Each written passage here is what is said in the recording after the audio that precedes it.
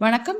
2025ஆம் ஆண்டிற்கான சனிப்பெயர்ச்சி 2 வரி பலன் பகுதி 2 பற்றி பார்க்குறதுக்கு முன்னாடி நம்ம சேனலை சப்ஸ்கிரைப் பண்ணாதவங்களா இருந்தால் பண்ணிக்கோங்க. நான் போடுற பயனுள்ள வீடியோக்கள் உங்களுக்கு வந்து சேரும்.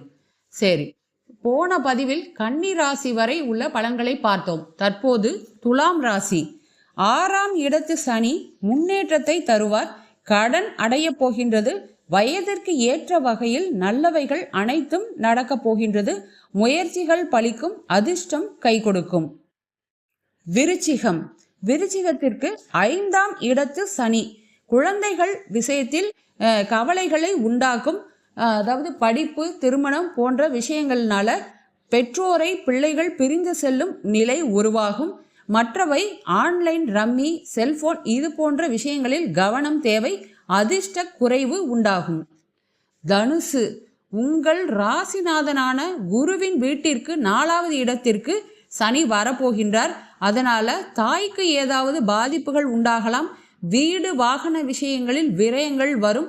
படிப்பில் கவனம் குறையும். ஏமாற்றும் வேலை அதிகமாக நடக்கும். கணக்கு வழக்குகளில் கவனமாக இருக்க வேண்டும். மகரம். மகரம் சிகரம் ஏறும். 7.5 சனி முற்றிலும் விலக போகின்றது. முயற்சிகள் பலிக்கப் போகின்றது. வருமானம், வேலை, தொழில் முன்னேற்றம் வரப்போகின்றது. கனவு நனவாக போகின்றது. லட்சியம் நிறைவேறும். கும்பம். 90% ஜென்ம சனி விலக போகின்றது. நல்லவைகள் மட்டுமே நடக்கப் போகின்றது. இழந்த அனைத்தும் திரும்ப கிடைக்கப் போகின்றது. சாதனைகள் வரும். மீனம். ஜென்ம சனி தொடங்குகின்றது. அதாவது 50 வயதை கடந்தவர்களுக்கு பொங்கு சனியாக வருவதால் பெரிதாக எந்த பாதிப்பும் இருக்காது. சிறு வயதில் உள்ளவர்களுக்கு கண்டிப்பாக அனைத்து விதங்களிலும் பாதிப்புகள் உண்டாகும்.